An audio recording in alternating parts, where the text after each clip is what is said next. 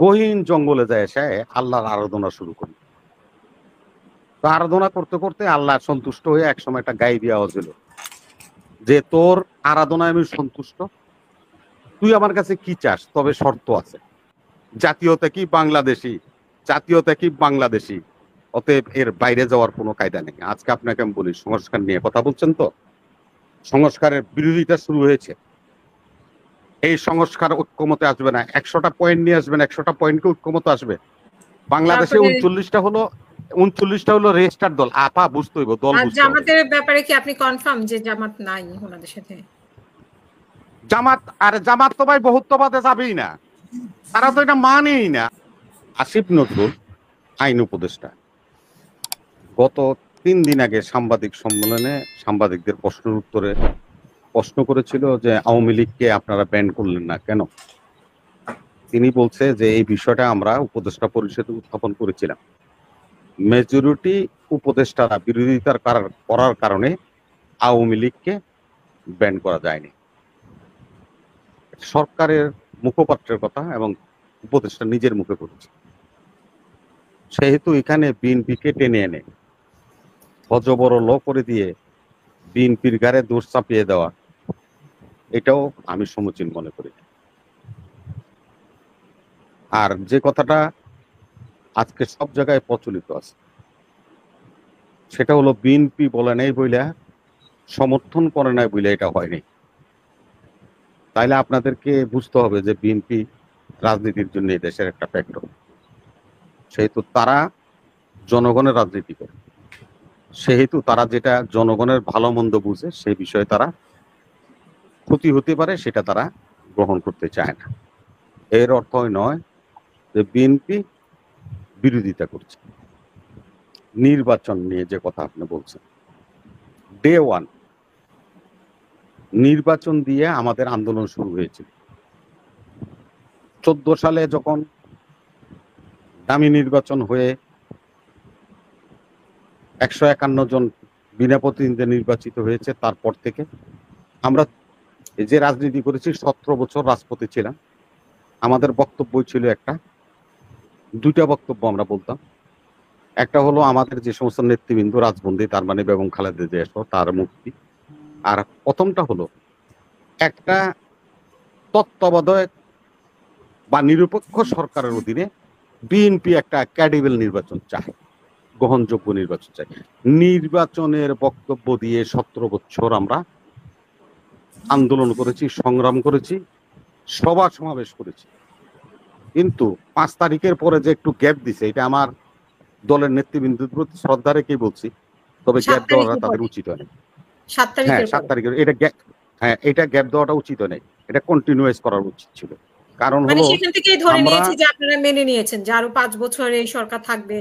So হ্যাঁ সেটাই নির্বাচনের কথাটা আপনি আবার একটু শুনেন। আমি ওদিন ভুলে গেছিলাম তো আপনাকে, আপনার সত্যি মনে বলছিলাম। এটার একটা গল্প আছে, শুনেন। এক লোক হলো অন্ধ, চোখ নাই। তো সে বলল যে সমাজে তো কোনো কাজেই আমি লাগতেছি না, গহীন জঙ্গলে যায় এসে আল্লাহর আরাধনা শুরু করি। তো আরাধনা করতে করতে আল্লাহ সন্তুষ্ট হয়ে একসময় একটা গাইবি আওয়াজ হলো যে, তোর আরাধনায় আমি সন্তুষ্ট, তুই আমার কাছে কি চাস, তবে শর্ত আছে। যা চাইবি একটা চাইতে। তো কানা গাছের তলে বসে বসে চিন্তা করো, যদি আমি চোখ চাই তাহলে তো খালি চোখ পাইলাম। তো চোখ পাইলাম, দিন দুনিয়ায় দেখলাম, টাকা পয়সা পাইলাম না, কিছু পাইলাম না, আনন্দ সুখ বউ স্ত্রী পরিজন কিছুই তো পাবো না। তাহলে কি করতে হবে? কানা একটা বুদ্ধি বের করছে, বলতেছে, হে আল্লাহ, 2 চক্ষে দেখিয়া এই বিশ্ব ভ্রমণ করিয়া আরাম আয়েসে অর্থবিত্ত দিয়ে আমি যেন আমার ছেলের বউয়ের হাতের ডাইল ভাত খাইয়া মরতে পারি। আল্লাহ কই কি, আরে কইলো কি, বললো কি? সে বলতেছে যে আমার 2টা চক্ষু দিয়া দুনিয়া দেখবো, দুনিয়ার সব দেখবো, উপভোগ করবো, ভোগ করবো, স্ত্রী পরিজন সবকিছু হবে, আর আমার সেজো বলার বউয়ের হাতে আমি ডাইল ভাত খাইয়া মরতে চাই। তাহলে আর কিছুই বাকি রাখে নাই। ছাত্ররা হলো নমিনি করছে, উনি চেয়ারে বসছে। এখন ওনার দরকার সংস্কারের, শুরু করছে সংস্কার। এখন ওনার যারা লেসপেন্সার আছে তারা একজনে কয় মার্চ ফর ইউনুস, একজনে ঈদের মাঠে খাড়ায় কয় 5 বছর চাই, আরেক উপদেষ্টা কয় 5 বছর চাই। এই হলো সমান তালে চলছে। অতএব তার চাওয়া ছিল একটা, এখন ওই কানার মতো অনেক চাওয়া তার সাথে যোগ হওয়ার কারণে এই নির্বাচন নিয়ে এই সরকার তালবাহানা করার সুযোগ পাচ্ছে, আর অন্য কিছু না। এটা হলো নির্বাচনের বিষয়ের কথা। তবে নির্বাচন তো দিবে, তবে এটা একটা সময় সাপেক্ষে হয়ে যাবে আর কি। আর আফসারি ভাই, আপনি তো জ্ঞানী মানুষ, সাবেক সেনা কর্মকর্তা, তর্ক করতে চাই না। শহীদ রাষ্ট্রপতি জিয়াউর রহমান কিন্তু আজকে যেরকম 24-এ আপনারা রক্ত দিয়ে দাবি করেন সরকার নিয়ে আসছেন, এই শহীদ রাষ্ট্রপতি জিয়াউর রহমানকে কিন্তু সিপাহী জনতা বিপ্লবের মাধ্যমে ক্ষমতায় নিয়ে আসছেন। এবং উনি সেই পুরুষ যিনি সংস্কারের এই দেশের প্রাণ পুরুষ, এবং উনি হলো সংস্কারের প্রধান ব্যক্তি যিনি সংস্কার শুরু করেছিল। ভাববেন কিভাবে 75 সালে শেখ মুজিব একদলীয় বাকশাল কায়েম করে সব দলকে ব্যান করে দিয়েছিল, সব পত্রিকাকে 4টে রেখে ব্যান করে দিয়েছিল এই শহীদ রাষ্ট্রপতি জিয়াউর রহমান, যিনি বহুদলীয় গণতন্ত্র ফিরিয়ে দিয়েছিল, সংবাদপত্রের অবাধ স্বাধীনতা ফিরিয়ে দিয়েছিল। সংস্কার সেখান থেকে শুরু হয়েছে। 1972 সালে শেখ মুজিব বলেছিল যে ধর্মভিত্তিক রাজনীতি চলবে না। এই শহীদ রাষ্ট্রপতি জিয়াউর রহমান ধর্মভিত্তিক রাজনীতি শুরু করেছিলেন, জামাত ইসলামকে এই নিবন্ধন দিয়েছিলেন। আজকের যে বাংলাদেশি জাতীয়তাবাদের কথা বলা হয়, সেদিন এই জাতীয়তাবাদ নিয়ে আজকে যে এই 2 সেনা কর্মকর্তা এখানে আছেন, চট্টগ্রাম হিলে ওনারা চাকরি করছেন। এই সন্তুল্লাহর মা আওয়ামী লীগের নুকার এমপি ছিল। 73 সালে শেখ মুজিবের সংসদ থেকে বের হয়ে সে হরিণাতে চলে গিয়েছিল, সাবরুম। সেখানে যে সশস্ত্র বাহিনী, যে শান্তি বাহিনীর নাম আমরা বারবার শুনছি, এটা সেই তৈরি করছিল এই সন্তুল্লাহর মার বাবা। সেহেতু উনি দেখেছিলেন শহীদ রাষ্ট্রপতি জিয়াউর রহমান যে জাতীয়তা বোধ নিয়ে যেহেতু সমস্যা, শেখ মুজিব বলতেছে আমরা সবাই বাঙালি। এখন আপনার পাহাড়িরা বলছে না আমি তো বাঙালি না, আমি চাকমা, আমি ত্রিপুরা, আমি মারমা, আমি গারো, আমি সাঁওতাল, আমি বাঙালি হতে যাব কেন? এই প্রশ্নে যখন নাকি রাষ্ট্র দুত্তুলমান অবস্থায় ছিল, এই শহীদ রাষ্ট্রপতি জিয়াউর রহমান এই বাংলাদেশি জাতীয়তাবাদের প্রবক্তা। এবং সে প্রবক্তা কিভাবে, আপনি যেই হাসিনুর ভাই, আফসারি ভাই এবং উপস্থাপিকা মিস্টার হাসিনা বেগম, আপনাদের পাসপোর্ট খুললে দেখবেন লেখা আছে জাতীয়তা কি বাংলাদেশি, জাতীয়তা কি বাংলাদেশি, জাতীয়তা কি বাংলাদেশি। অতএব এর বাইরে যাওয়ার কোনো কায়দা নেই। আজকে আপনাকে আমি বলি, সংস্কার নিয়ে কথা বলছেন তো, সংস্কারের বিরোধিতা শুরু হয়েছে। এই সংস্কার ঐক্যমতে আসবে না। 100টা পয়েন্ট নিয়ে আসবেন, 100টা পয়েন্টকে ঐক্যমতে আসবে। প্রথম ঐক্যমতে আসবে না 2টা দল, 3টা দল, 4টা দল।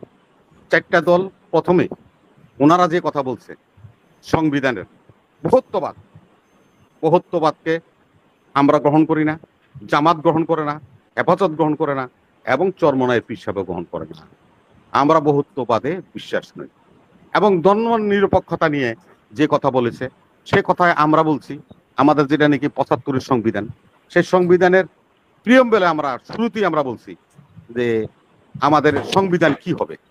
সেই সংবিধান কি হবে, সে প্রিয়ম্বল কি বলছে যে আমরা আমরা আমরা জাতি ধর্ম নির্বিশেষে সকলে একটি রাষ্ট্রের অধীনে থাকিব, এবং যার যার ধর্ম এবং রাষ্ট্রীয় কর্মকাণ্ড, সামাজিক কর্মকাণ্ড আমরা সকলে যার যার ধর্ম অনুযায়ী করব।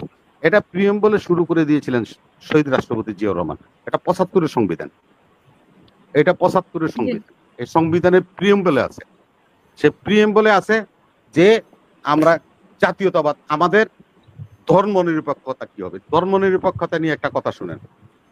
কবি কাজী নজরুল ইসলাম 1900 সম্পর্ক করবো আমি, কাজী নজরুল ইসলাম 1949 সালে তিনি একটা কথা লিখেছিলেন। সেটা হলো যে ভারতীয় সংবিধানের ধর্ম নিরপেক্ষতা আছে। কাজী নজরুল বলেছিল যে ভারতীয় সংবিধানের ধর্ম নিরপেক্ষতার নামে ভণ্ডামি করা হচ্ছে, তারা ধর্ম নিরপেক্ষতা মানে না। আমাদেরও ধর্ম নিরপেক্ষতা দিয়ে শেখ মুজিব এবং তার দল ভণ্ডামি করেছিল, যার জন্য আমরা এইটাকে পরিবর্তন করে ইসলামী মূল্যবোধের কথাটা আমরা নিয়ে এসেছিলাম, এবং যার যার ধর্ম অনুযায়ী শেষে তার ধর্ম পালন করতে পারবে। এটা আমাদের প্রিয়েম্বল ছিল। তা আপনি এই দুইটা তো মানবে না। এখন থার্ড কি আসলো? থার্ড আসলো হলো আজকে দেখেন যে 3 তারিখে হেফাজত রেসকোর্স ময়দানে, তার মানে হলো যে সরোয়ার্দী উদ্যানে এই মহাসমাবেশ ডেকে বসছে কি জন্য? নারী সংস্কার দলের বিরুদ্ধে তাদের অভিযান শুরু হয়েছে। তাহলে আপনার এই সংস্কার ঐক্যমত্য কাদের দিয়ে আশা করেন? নাই আপনার সাথে বিএনপি, নাই আপনার সাথে জামাত, নাই আপনার সাথে হেফাজত, নাই আপনার সাথে চরমোনাই, নাই অন্য দল। এনসিপি আছে। তাহলে আমি এনসিপি তো দল না। বাংলাদেশে 39টা হলো রেজিস্টার দল। আপা বুঝতে হইব, দল বুঝতে হবে। জামাতের ব্যাপারে কি আপনি কনফার্ম যে জামাত নাই ওনাদের সাথে? জামাত তো ভাই বহুত্ববাদে যাবেই না, তারা তো এটা মানেই না। আর আপনি বলতেছেন বহুত্ববাদ অর্থ কি? ওই যে থার্ড জেন্ডার চলে আসবে, যেটা নাকি ওই যে ডাক্তার জাফরুল্লাহ বানাইছিল ক্লাস 7-এর বইয়ের মধ্যে, সে আমেনা সামেনা হইব, সামেনা রহিম হইব, সেটাই যে বহুত্ববাদ অর্থ কি? বহুত্ববাদ তো বুঝতে হবে। জি, শেষ করবেন। এই বহুত্ববাদের মধ্যে তো থার্ড জেন্ডার চলে আসবে। এই থার্ড জেন্ডার চলে আসবে, এটার জন্য তো আমরা আন্দোলনই করলাম আওয়ামী লীগের বিরুদ্ধে। তো সেখানে জামাত মানবে কিসের? জামাত তো মানার প্রশ্ন উঠে না। তার মানে কোন দল এই সরকারের সাথে নেই, মানে ডক্টর ইউনূস সরকারের সাথে সংস্কারের বিষয়? না, এই প্রশ্নে আমি এই দুইটা বিষয়ে জামাত, আমি একবারে আপনাকে স্পেসিফিক বলে দিলাম তো, ধর্মনিরপেক্ষতা, বহুত্ববাদ, জাতীয়তাবাদ, এই দুইটা বিষয়ে জামাত সহ আমরা সবাই একমত, এটা হতে দিব না এবং এটা আমরা মানি না। এক, হেফাজতের সবচেয়ে বড় কথা হলো নারী সংস্কারের নামে যে সংস্কার করা হচ্ছে আমরা সেটা মানি না। অতএব তাদের সাথে আমরা আছি, আমাদের সাথেও তারা আছে। হেফাজতও বলেছে, খেলাফতও বলেছে। আমি ওইটা না, ওরা তো এটা নিয়ে মহাসমাবেশ ডাকছে, এই জন্য উদাহরণ হিসাবে ওদেরকে বললাম। সেই জন্য আমি লাস্টে বললাম ওরাও মানে না, আমরাও মানি না। ওরাও আমাদের সাথে আছে, আমরাও ওদের সাথে আছি, এই কথাটা আমি বললাম। সেই জন্যই আমরা বলছি যে এই সংস্কারের কোনো সংস্কারই হবে না। সংস্কার যা ছিল তাই থাকবে। আমার বাড়িতে আমার বই থাকবে, নতুন করে বিয়ে করতে পারবো না, নতুন করে বিয়ে করতে পারবো না। আমার বাড়িতে আমার বউ থাকবে। এই থিওরিতে যদি থাকেন, ইউনূস সাহেব নির্বাচন দেন, এক বউ থাকবে কেন? এটা পাল্টাইেন না। আফসারি ভাই তো ওই যে নিজে সংস্কারবাদী, নিজের বউ পাল্টায় না, আমার করে দমকায়। আমার করে দমকায় উনি কোনো লাভ আছে? উনি তো আগে নিজের সংস্কার হবে, সংস্কার হয় না। সেই জন্য আমি বলছি যে আমরা আমাদের কথাটা শুধু বলবো, আপনারা শুনবেন তা নয়। আমরা তো লজিক্যালি কথাটা বলছি। সেই লজিক্যালি আপনার কথাটা যদি আপনারা না মানেন, তাহলে তো আমরা কিছুই বলার নাই। আপনারা আমার নামে যা পারেন লেখেন গা, যা পারেন বলেন গা, যা পারেন করেন গা, আমার কোনো আপত্তি নেই। যখন জামাতের আমির, মহাতের আমির এবং আব্দুল্লাহ মোহাম্মদ তাহের লন্ডনে আমার চেয়ারপারসন ভারপ্রাপ্ত চেয়ারম্যান সাহেবের সাথে দেখা করেছে, এই দেশের ওই লন্ডন, ফ্রান্স, আমেরিকা বসে যারা বড় বড় কথা বলতো তাদের সুর এখন নিচে নেমে গিয়েছে। তাদের দেখে যারা নাকি শাহবাগী বট আমদানি করেছিল, আবল তাবল ফেসবুকে লিখতো, তারা এখন লেখার সুর কমে গিয়েছে, ধার কমে গিয়েছে। আস্তে আস্তে আরো ধার কমে যাবে। তখন আপনারা টের পাবেন আপনারা কোথায় আছেন। এই শাহবাগী লোকেরা আপনাদেরকে নির্দেশ দেয় বিদেশে বসে, আর আপনারা এখানে বসে ভাঙচুর করেন। আপনারা সবাই মুসলমানত্ব আপনাদের বাতিল হয়ে যাবে।